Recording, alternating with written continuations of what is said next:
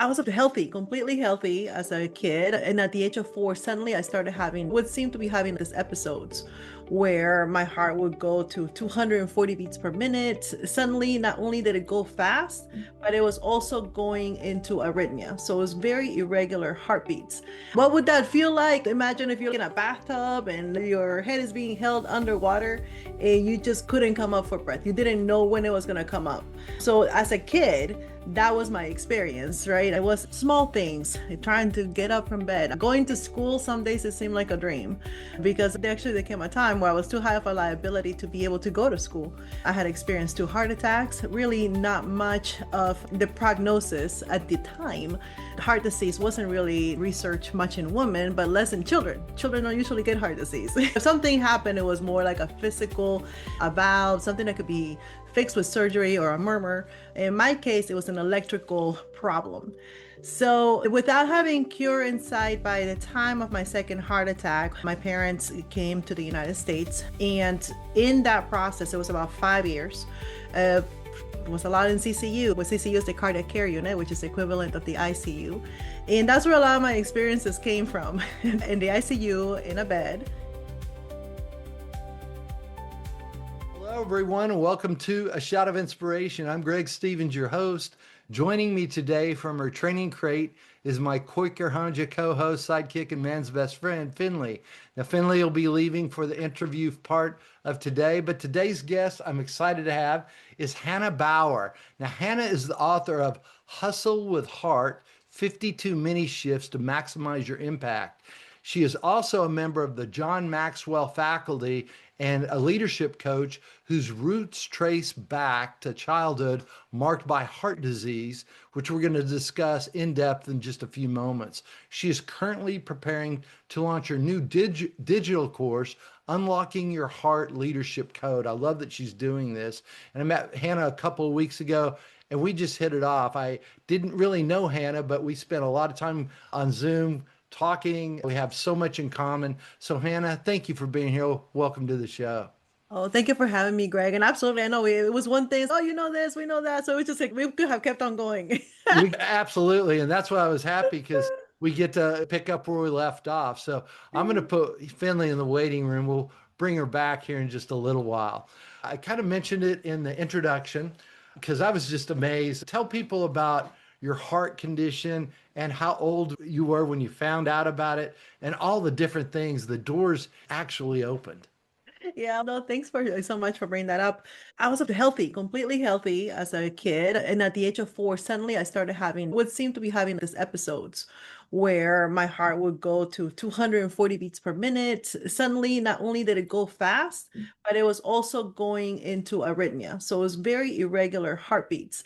What would that feel like? Imagine if you're in a bathtub and your head is being held underwater and you just couldn't come up for breath. You didn't know when it was going to come up. So as a kid, that was my experience, right? It was small things, trying to get up from bed. Going to school, some days it seemed like a dream because there came a time where I was too high of a liability to be able to go to school. I had experienced 2 heart attacks, really not much of the prognosis at the time.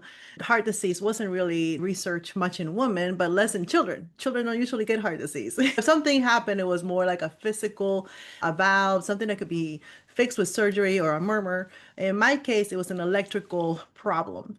So, without having cure in sight, by the time of my second heart attack, my parents came to the United States. And in that process, it was about 5 years.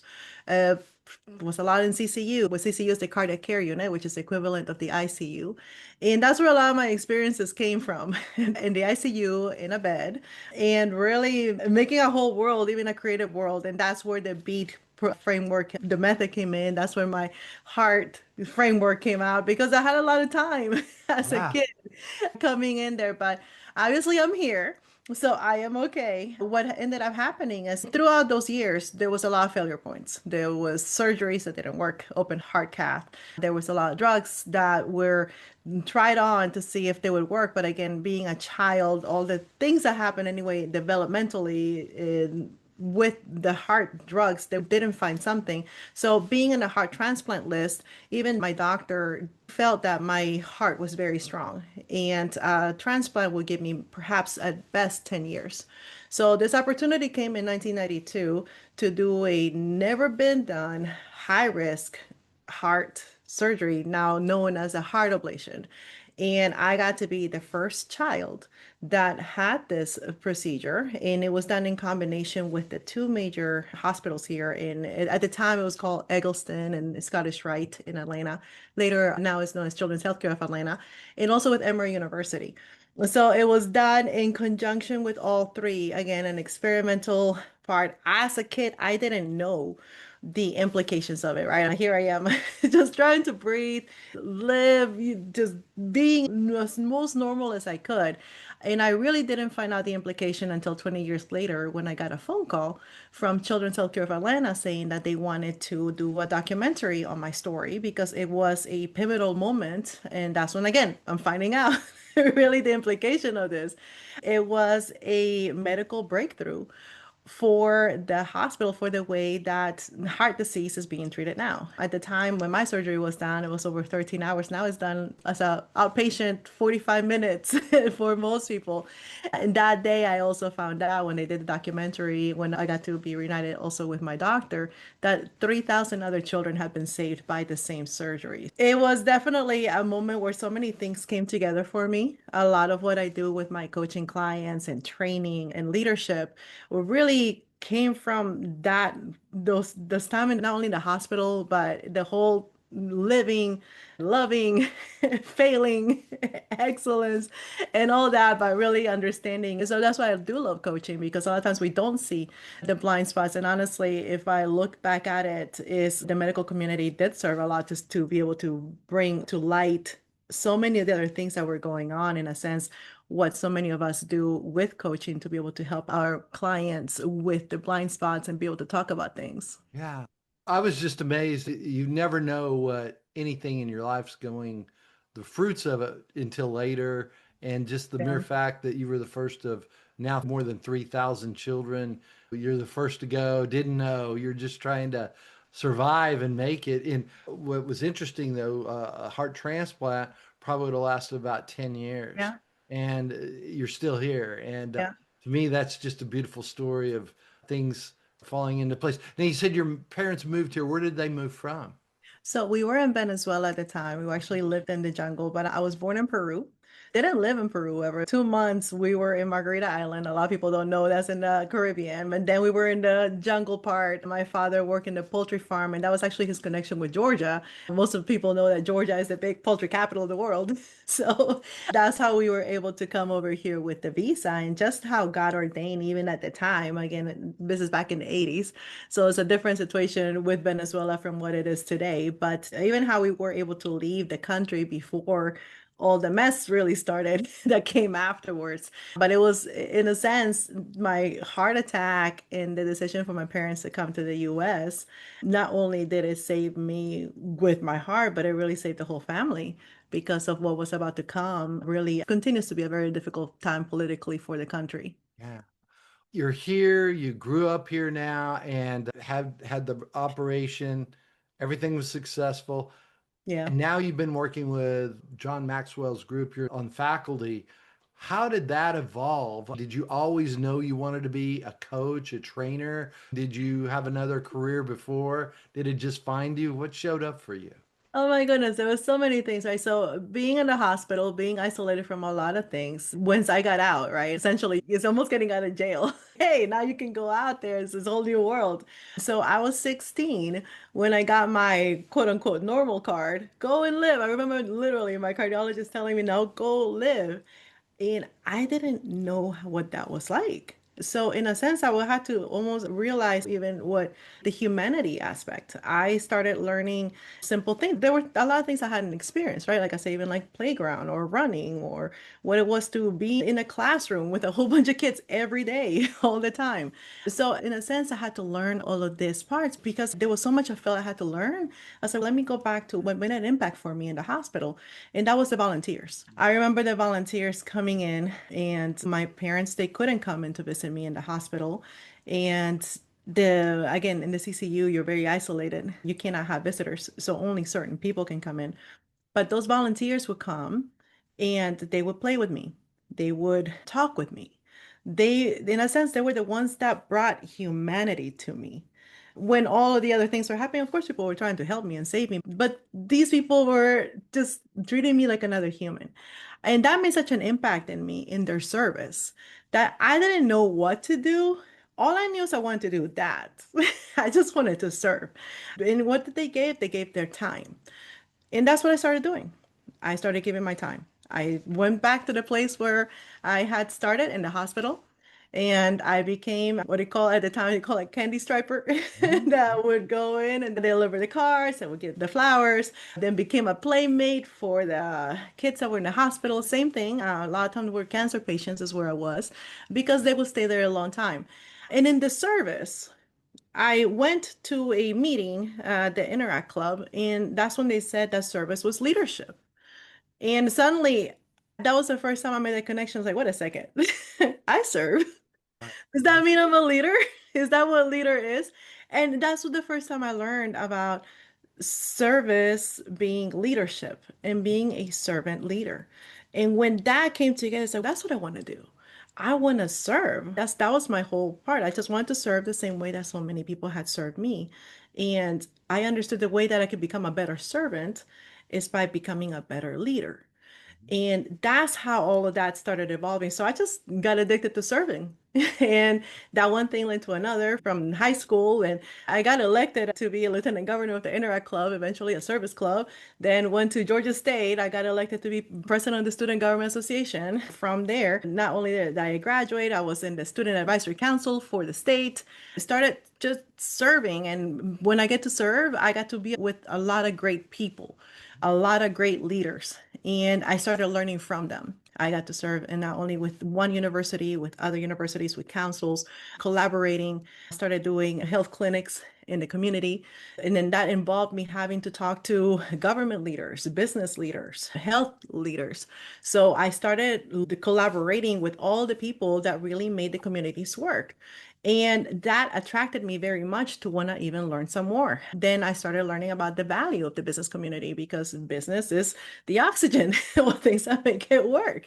And that's when, as I had the opportunity to serve in an organization, later became a leader there, eventually became the CEO, then became part owner.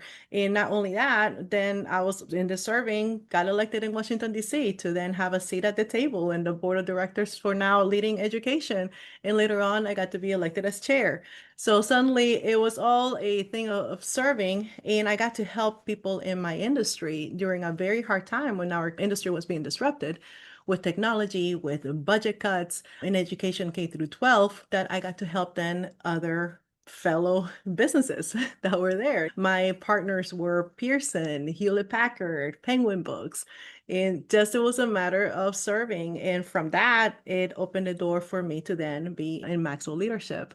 So from there, I just addicted to serving and helping people, and that's what I do today.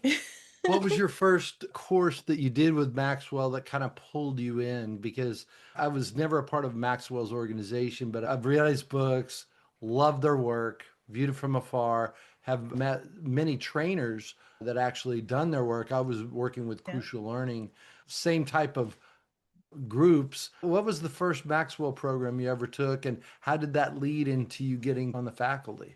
The first one I actually got to be in and actually got to be part of the audience was a 21 Irrefutable Laws of Leadership. And that was because grew up in Duluth, Georgia, and Maxwell's office was across the street. So in between my hospital stays, all I could get access to were books. So I grew up with Maxwell in the hospital room and later on just coming on. And then when I heard that they were having a recording of this program, I'm like, what do you mean? They were actually, this is cassette tapes. Yeah. I literally walked the street across the street to go into the Enjoy building from the little apartment we were living in so I can be a part of that. And I was hooked. I was hooked from that point. So that was the 21 Irrefutable Laws of Leadership with my first ones when I was a teenager.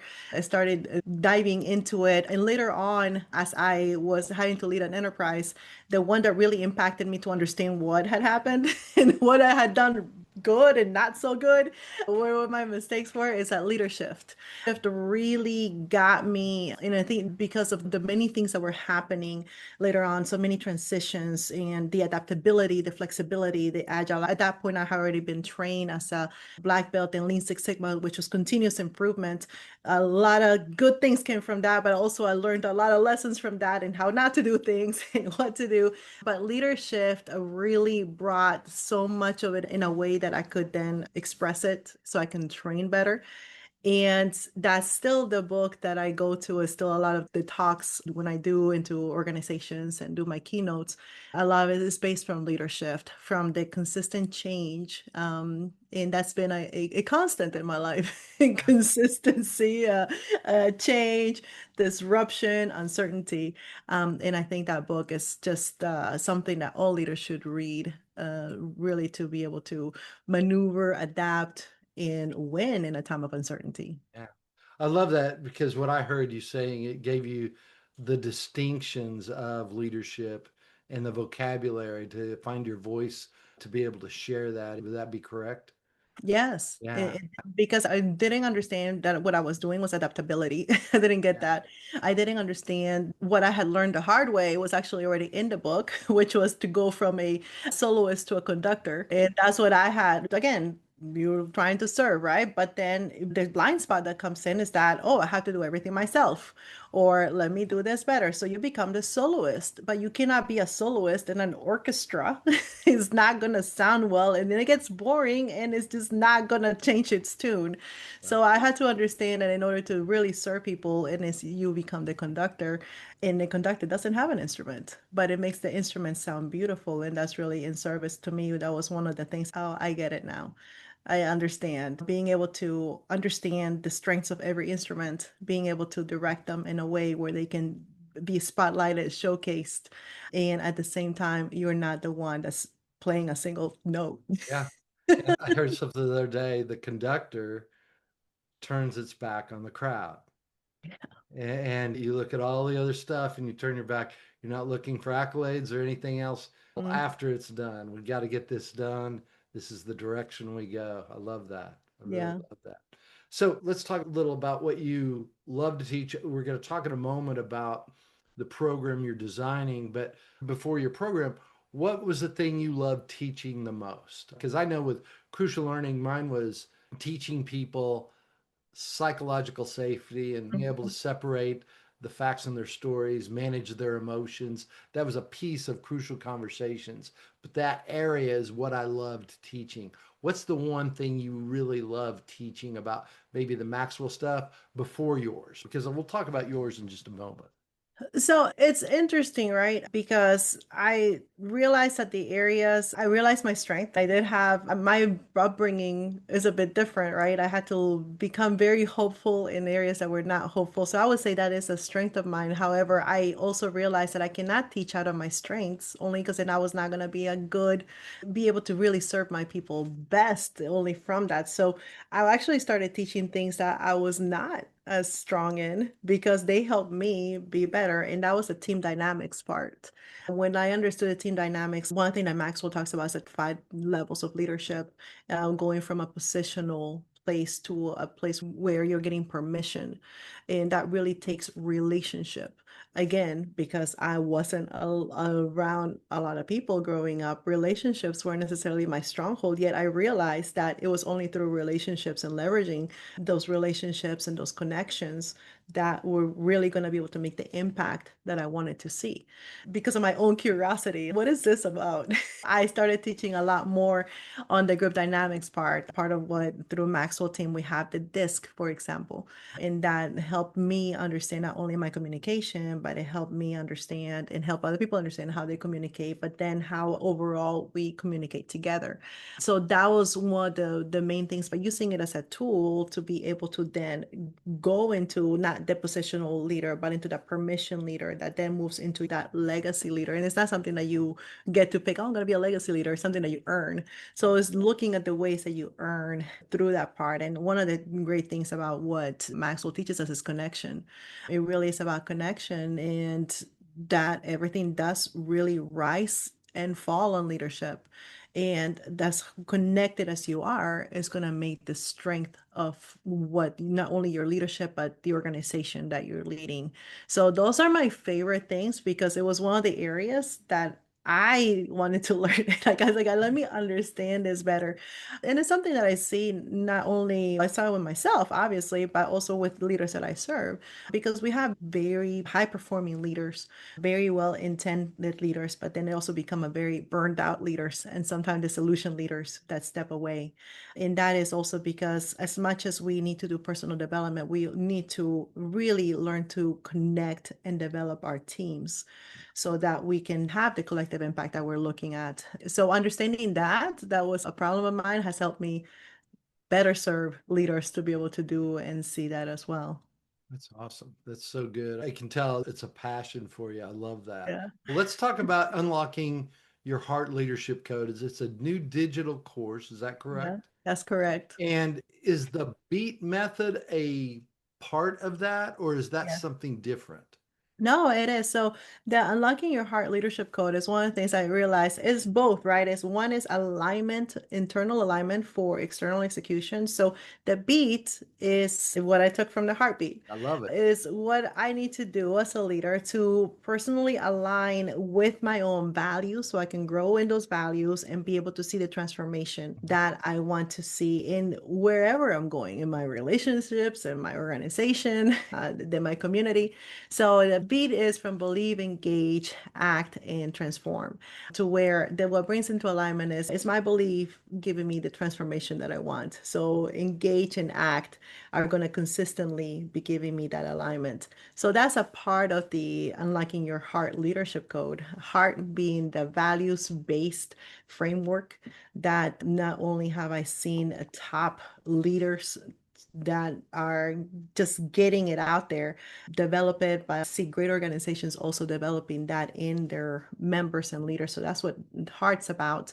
But then the other part that I take it into in the digital course is the organizational part. Because if you're a leader, that means you're leading something. That means you have followers. You're not a leader if you don't have followers. If you're not out there raising your hand, if you're not dealing with conflicts and in those places, and you're really not the leader that you think you are. This is meant for leadership and organizations, both for profit and nonprofit. So for that, just like the beat method for aligning individuals, I have the core method for aligning organizationally. And that's core for cultivate, optimize, reach, and elevate. Again, going in from the mission, vision, and values into the people that you have, which is the reach aspect, the being able to optimize. This is one part that I also had to learn big time is processes and systems because they're not just concepts. This is great that we want to win together, we want to have profits, but how do we get there? How do we learn? And I really learned this from my heart problems because Mhm. there were a lot of failure points. And those failure points were not minor things. I had open heart surgery that didn't work. And Right. I knew it didn't work right away. That was one of the points I remember. As soon as coming out, by the next day, I'm cut open. I'm now going through the same episodes I was going through before, but Wow. now also having to recover from open heart surgery. But that was necessary that they tested right away because they could then know what worked, what didn't work, and they were learning, which eventually it wasn't a failure. The open heart was a process to get to the solution. Right. So that's what the optimized part is about, is what are the processes and systems that even in our failures, that what we at the time, right? At the time it may seem like a fail, but they're not. they're really a part of the process to get to the innovation. Yeah. So that's what Optimize is about. It's about helping leaders on creating those processes, those systems, those measurements, those metrics, so that we can capture the knowledge that what we're learning together so that we can then optimize it and then reach internally our internal customers, reach our external customers, and then elevate so we can become those thought leaders and the market leaders that we want to be with our products and services. I love that because you mentioned earlier Six Sigma. That's about all improving your processes. Yes. You had the process. Now they probably have a quicker way to do that because of what you went through. And you led the way in that aspect. I think it's so appropriate how you've named your program and how you line it up with who you are and what you've come through. Yeah, and I had to learn it too because it was different when you're doing personal development, when you're organizing and changing, doing transformation for an entire organization. Absolutely. Like I said, my digital course comes from a lot of my mistakes in doing, even in change management, because sometimes we're like, okay, if I just have this method, if I just have this process, everything's just going to line up. And nothing's linear about leadership. There's no just input, output. The moment that you put a human in the place, it is not a linear thing. It is a very complex system because us humans are complex beings. We're beautiful, complex beings, which is what makes the life so much fun. It's what makes the innovation. It's what makes the amazingly. You just look at our systems, our bodies, the amazing transformative creatures that we are. So in doing that is honoring the humans that we do work with. And I was very careful with that part once I learned it because I'm like, I was ignoring it. I was ignoring that's where heartnomics comes from because it's the economy of the heart. Heart being the people.